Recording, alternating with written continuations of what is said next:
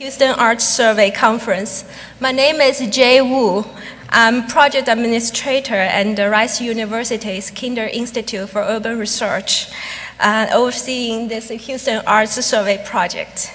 And the Houston Arts Survey was generously funded by Houston Endowment and greatly aided by an advisory panel of leading national and local arts advisors and experts. This new research has documented an unexpected depth and pervasiveness in the public's appreciation and support for the arts in the Houston area. Today, we are about to release the survey findings, and I'm thrilled to see you all here. I saw many friends in the audience, and thank you for coming and for your support of the arts.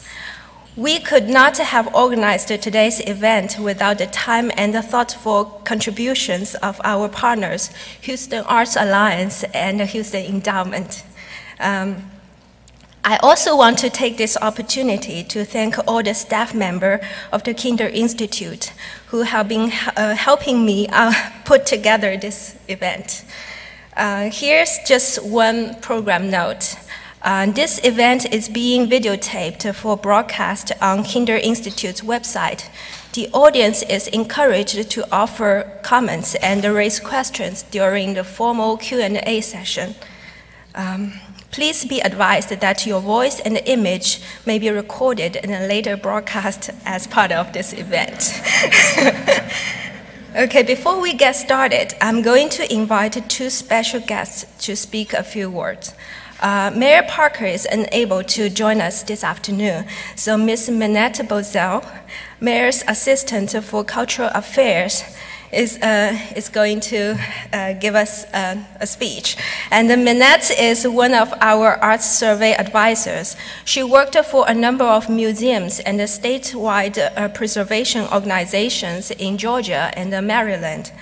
Coming to Houston, she has served as Executive Director of the Downtown Houston Association and other nonprofits. So please join me to welcome her.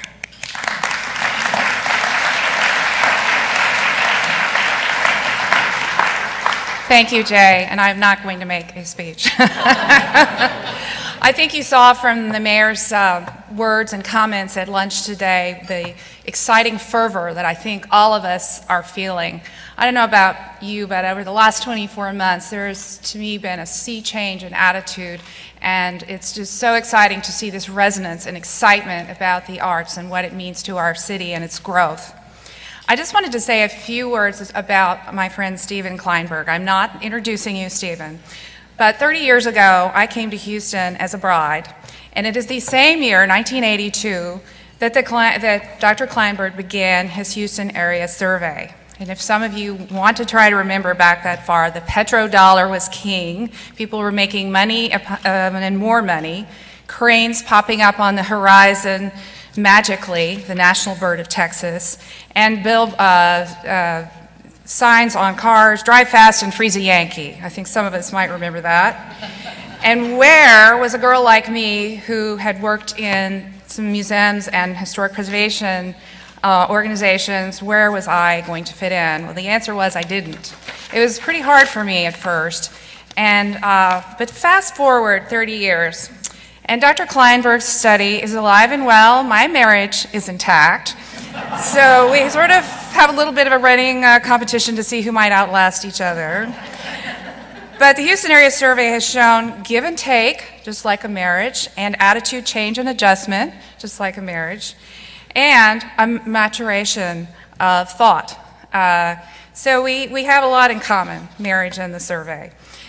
And it's not about making money anymore, but about making sure that our city offers the best in what some would term quality of life issues, but I would term as essentials. Whether it's parks, excellent education, preservation of our historic architectural buildings and neighborhoods, and cultural offerings, we have come a long way, baby, in those 30 years. And now the coolest city in America to boot. So now we're drilling down. The Houston Area Survey, thanks to the Kinder Institute and Houston Endowment, we are drilling down further to investigate and taking a segment of it and looking at the arts and how do people's perceptions and attitudes here in Houston resonate. In my job, and I'm sure Jonathan Gluss, head of the Houston Arts Alliance, sees, and his fabulous staff, the depth and breadth of cultural offerings in Houston are staggering. From the smallest startup to the largest venue, we are a world leader. So I thank you, Dr. Kleinberg, for continuing to bring us good news and sometimes bad news. But it resonates with all of us as how truly great a city we are and have become and will become. Thank you.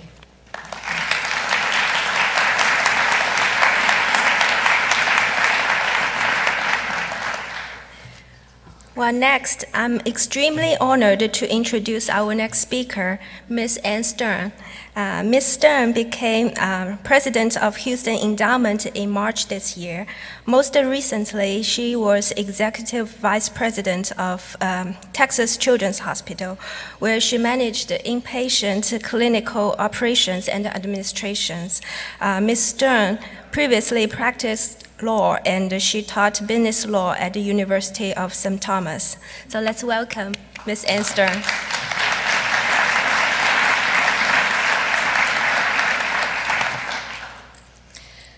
Wow, it is so great to be with all these people who are eager to learn what the residents here in Houston have to say about arts and culture in our region. Many of you here are way more invested in the arts even than I am after 6 months, and I have learned so much. I have learned during my 6 months at Houston Endowment how important this is to our city. I felt it before, but now I'm more convicted. You understand, as we do at Houston Endowment, that arts and cultural assets are absolutely essential to a great city. Houston Endowment was founded 75 years ago by Jesse H. and Mary Gibbs Jones, and the Jones named the foundation not for themselves, but for the city that they loved. And the purpose was to benefit the people of Greater Houston. Mr. Jones believed that success was really not about how much money you amassed, but really it was about your character and how you served others. And so he devoted his life to serving Houston and the nation as well as a developer, a civic leader, a public servant, and of course a philanthropist. So we think a lot about Jesse Jones and what was important to him and what he was thinking when he founded Houston Endowment. While the challenges and opportunities facing our region have really evolved over the intervening decades, our commitment at Houston Endowment is to remain fully faithful to our founders' intent to the best of our ability. And that's why something like this survey is so important to us. From its earliest days, from Jesse Jones and Mary Gibbs Jones era, Houston Endowment has supported artistic achievement, cultural knowledge, and bringing activities in arts and culture to all. And that part is important, bringing it to all. Today, Greater Houston's abundant, exceptional activities in arts and culture enrich lives, they build community, they fuel a creative economy, and they enhance our civic identity. As we all know, Houston is growing and changing at a breathtaking pace. We feel it. And at the same time, new technology is exploding. And that's really changing the way that arts are experienced and democratizing both access to and the creation of art in ways none of us could have begun to imagine just a few years ago. So that led us at Houston Endowment to wonder about how these changes are affecting our community and wonder about what Houstonians really think about art. And we also wondered and suspected that it would be very positive. We wondered how arts and culture leaders might apply the insights gained from this kind of a knowledge, from knowing a whole lot more about the beliefs and attitudes of the area residents. So that's an exciting thing to continue to think about how this information is going to be put to use. We are so pleased that the Kinder Institute for Urban Research at Rice University decided to take up these questions and so much more to produce this, the first of its kind survey to the general public's attitudes and perceptions of the arts. And while there have been a lot of surveys of institutional art patrons, this is so different. Dr. Kleinberg and his team led a group of arts and culture leaders to reach out to that broad range of residents and to give us this very rich and timely report, which is really about our community. So I'd like to introduce Dr. Kleinberg. I'm not sure he needs much introduction, but I'm going to do it anyway. He's a professor of sociology, as you all know, at Rice, a graduate at Harvard College with an MA from the University of Paris and a PhD from Harvard. In 1982, as Minette alluded to, he and his students initiated the annual Kinder Houston Survey, which is in its 4th decade. He's the recipient of 12 major teaching awards, including the Lifetime Award for Excellence in Teaching and the Piper Professor Award. And he's featured in a new film on the 30 years of Houston surveys. Co-director of the Institute for Urban Research at Rice University, it's my pleasure to introduce Dr. Kleinberg.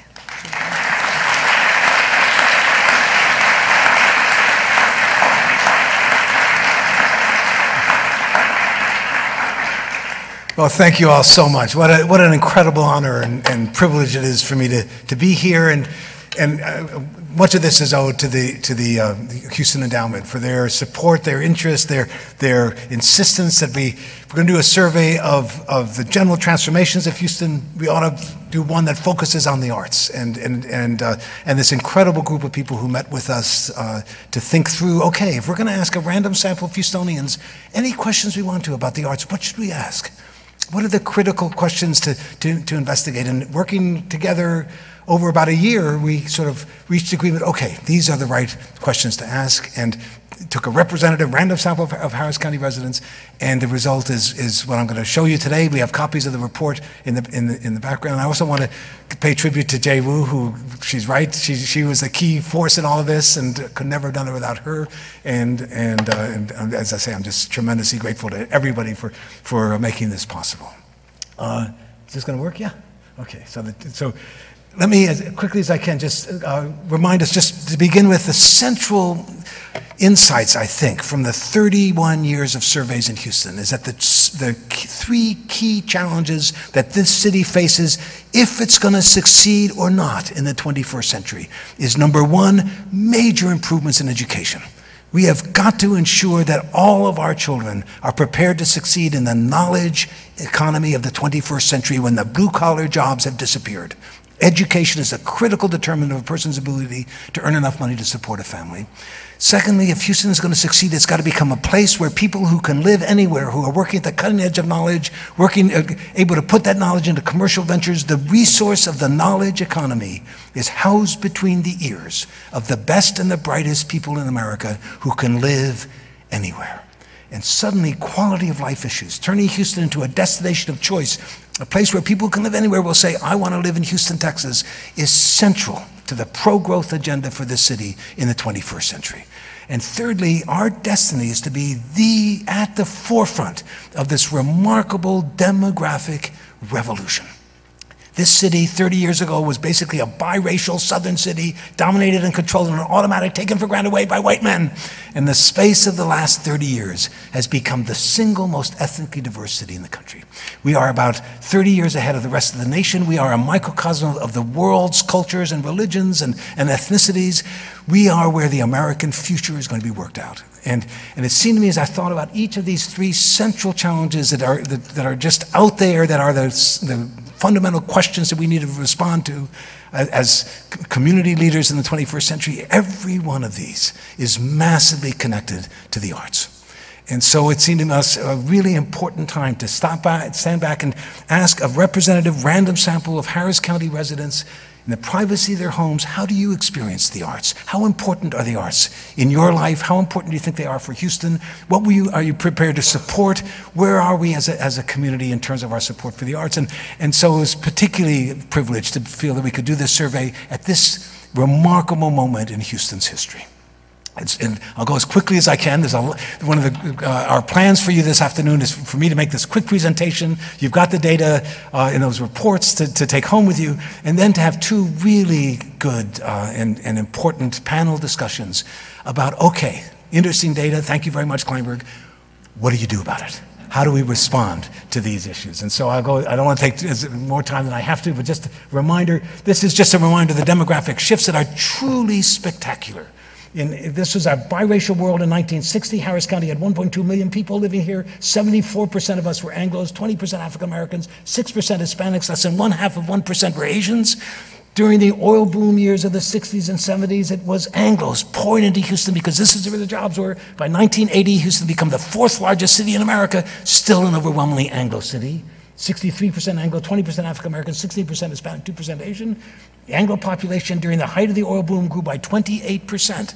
Then came the oil bust, And between 1980 and 1990, the Anglo population grew by 1%. It dropped by 6% between 1990 and 2000, dropped by another 5% between 2000 and 2010. Meanwhile, the Latino population grew by 74% and then by 45%. The Asian population grew by 76% and 48%. The African American population grew by 20% in each of those decades, keeping pace with the population as a whole. And today, in 2010, we are now 41% Latino, 33% Anglo, 18% African American, 8% Asian.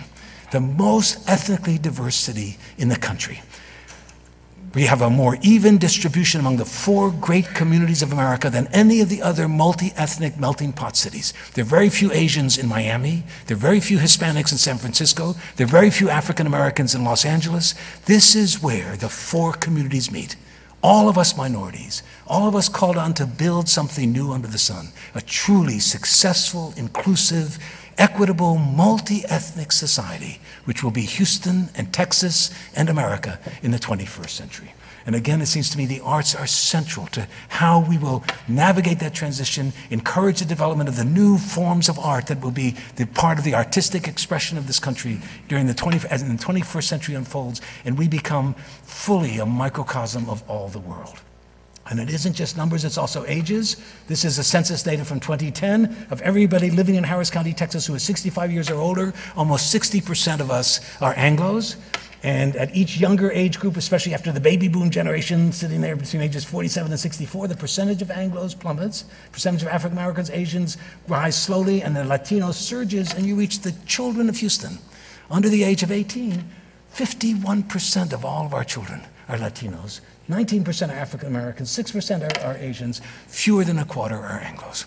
So no force in the world is going to stop Houston or Texas or America from becoming more Latino, more African American, more Asian, and less Anglo as the 21st century unfolds.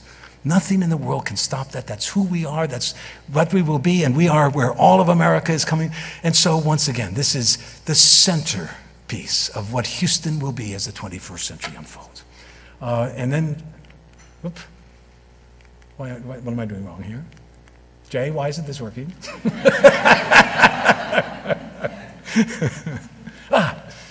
So, first ever Houston Arts Survey conducted between November and January of this year.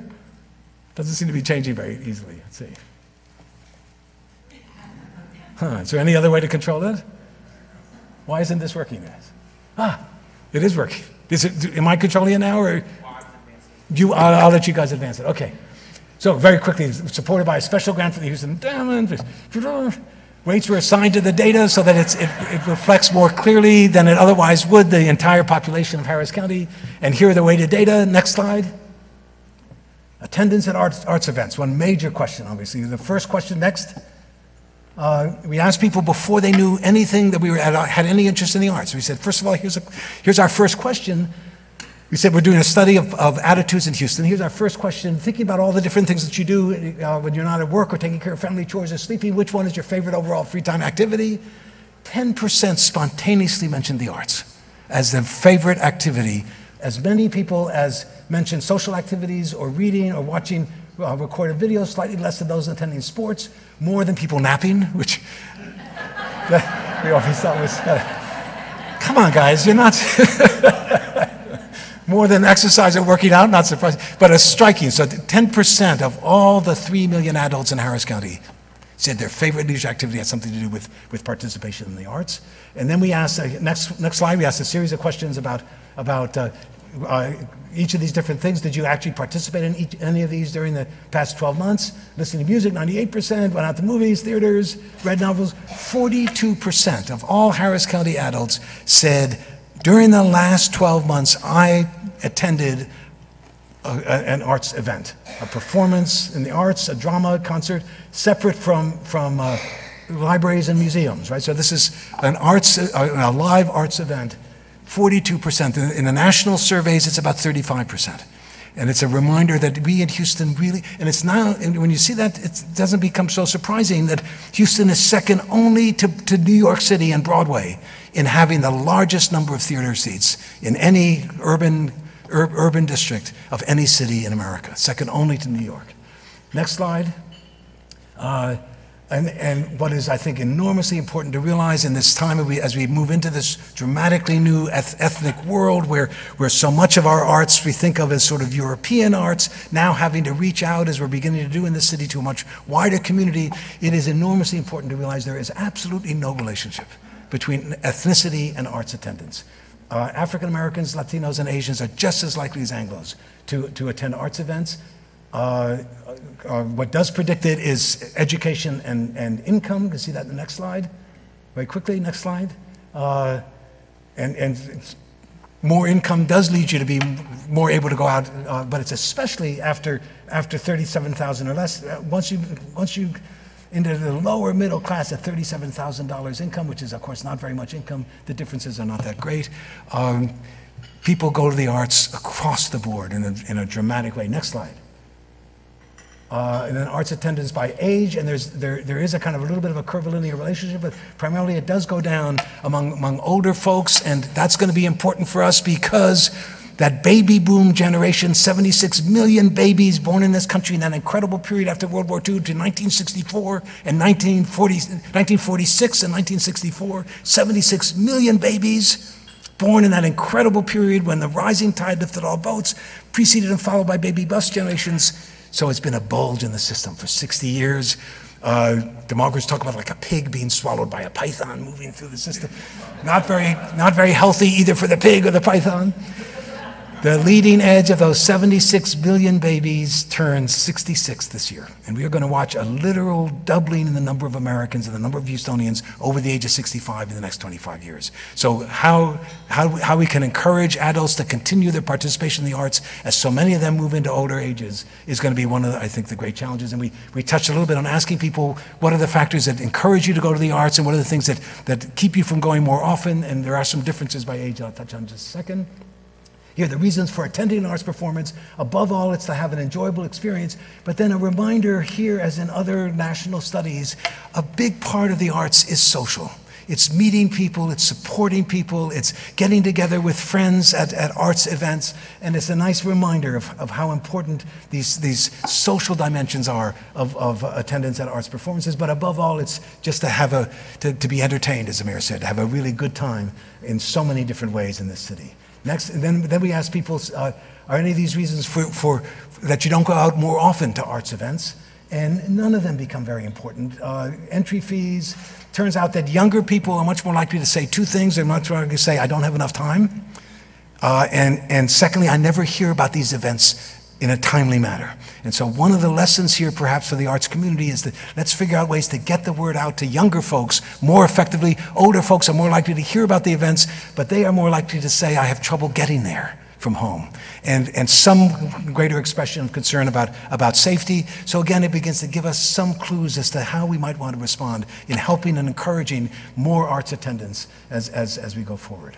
Next slide very quickly, then participation in arts activities. More people, of course, access the arts at home through the media than they do in live events. 98% said they listen to some kind of music. 50% watch arts or cultural videos. Only 42% actually attended an arts performance. So we asked them, does your ability to access these arts through the media increase or decrease your likelihood of actually wanting to go to live events? And the respondents themselves say overwhelmingly it increases my likelihood. If I can hear them at home, if I can get music at home, I also want to get music outside. 36% said the ability to listen to music increased your interest. Only 4% said it decreased. 47% said the ability to watch artistic and cultural videos on television at home increased their likelihood of actually going out to attend live arts events. So these are complementary. These are not things that are competitive, but they are things that remind us of the arts in people's lives is really the most important thing of all. Next slide. Striking. More than 1/3 of all Harris County adults say they were right now currently participating in some form of the arts. 1/3, 37%. Were performing, creating artistic objects, writing for others to read and blogs and so on, quilting and doing all these other creative activities. National surveys found only about 10% of Americans say they're currently involved in the arts. So it isn't just being there as audience, but also the lives and the arts enter the lives of our fellow Houstonians in really quite striking ways. clear relationship between education and personal participation in the arts. Age was also a significant predictor. Younger folks more likely than older folks. And ethnic background, once again, was totally unrelated. African Americans, Latinos, and Asians are just as likely as Anglos to say they are participating in arts events and arts activities during the current year. And of all those who were participating, 31% said they're currently taking classes to improve their skills in those arts. 1/10 of all Houstonians are taking classes in the arts. Next slide. Support for the arts. How important is it for Houston's overall quality of life to have lots of music, theater, museums, and other excellent arts venues? 73% say it's very important. Only 3% say not important. Women a little bit more than men. Education, not surprisingly, is a predictor, but just striking, high school or less, 72% say access to quality arts is enormously important for the Houston future. Next slide. Early exposure to the arts is going to turn out to be one of the critical realities in all this, one of the critical determinants. What about when you were a child under the age of 16? Were you ever personally involved as a child with any of the arts or other creative activities? 39% said yes, they were at least to some degree. 23% said they were involved for 2 years or less. 37% said they were involved for more than 2 years as a child. Again, women slightly more than men. Education also predictive. The single most powerful predictor of personal involvement in the arts as an adult is having had exposure to the arts as a child. Next slide. The importance of providing arts education in the public schools. We asked 3 different questions. Agree, disagree, strongly agree, 82%, another 15% slightly agree participation in the arts is important for children. There should be more emphasis on the arts and music in the public schools. And then a real test of this. We said arts education for children is much less important than... Oh, I'm sorry. Ooh, I don't think I can move the microphones. I gotta... Thank you. Should I start over again?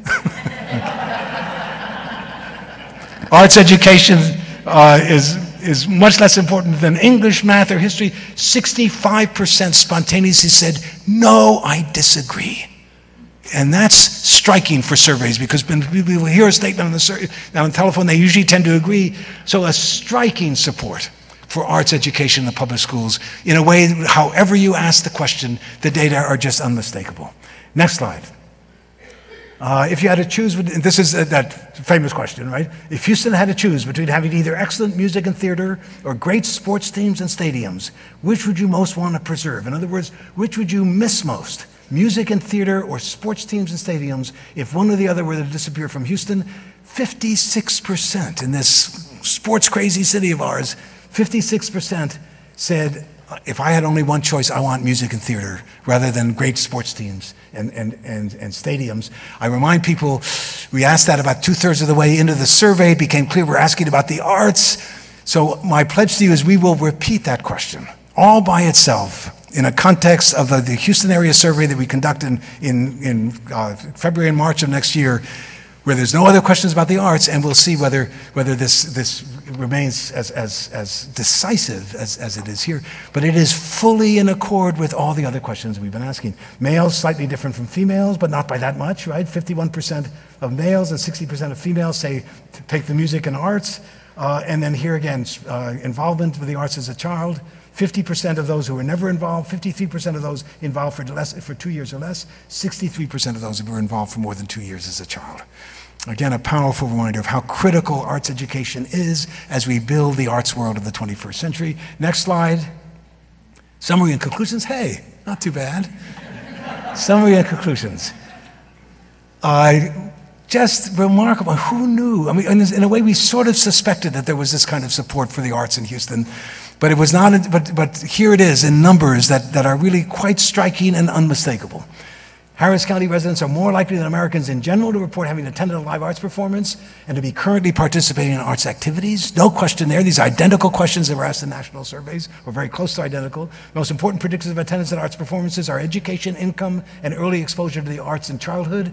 Ethnic background is not a significant predictor of any of this. It changes. Our challenge is to broaden our definitions of the arts.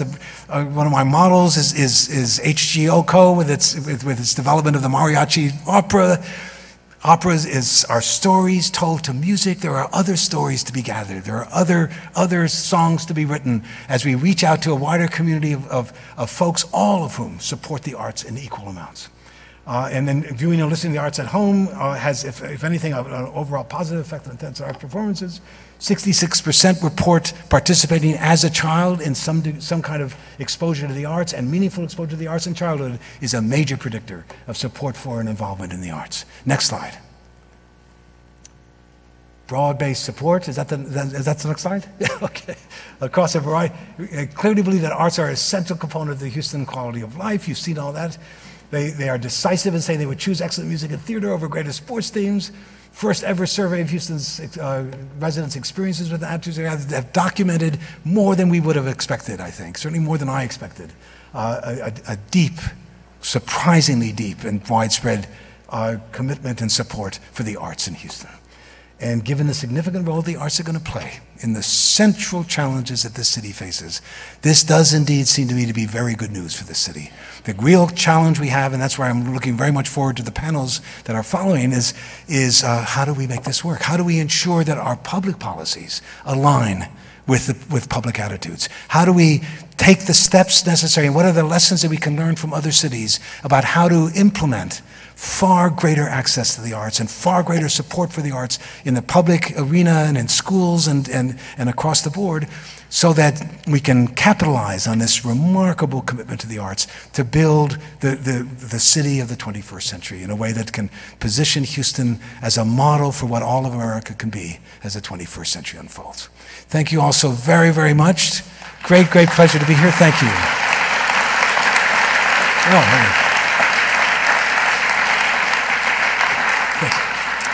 I've been remiss, and just a tremendous gratitude to the wonderful people who met with us. How many meetings did we have to make you guys come to? To help us think through these questions, and many people from out of town as well as local members of the arts community. And then, of course, next slide, a special thanks to the Houston Arts Alliance for all of their tremendous support, including support today, and to the Houston Endowment. And please contact us for more information. You have copies of the reports are there. There'll be